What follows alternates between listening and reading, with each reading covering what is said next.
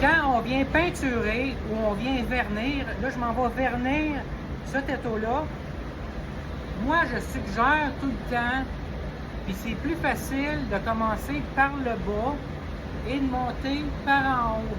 Je vous explique pourquoi. Parce que en commençant par le bas, vous allez être capable de visualiser puis de voir votre jet arriver sur le panneau. Vous allez être capable d'avoir la distance désirée que vous voulez. Vous allez être capable de contrôler votre vitesse. Tout ça, ça a un gros impact quand on vernit et qu'on peinture. Avoir la bonne distance, avoir la bonne vitesse, pour que ça tombe bien dessus, ça s'aille bien agencé ensemble.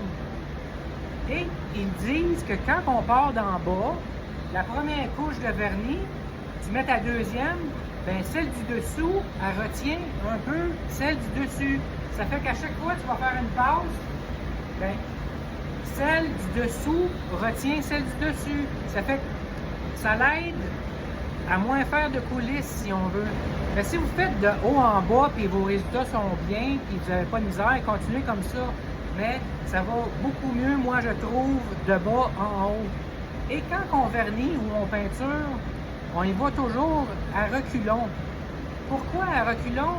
Parce que quand on recule, on voit tout qu'est-ce qu'on vient de faire.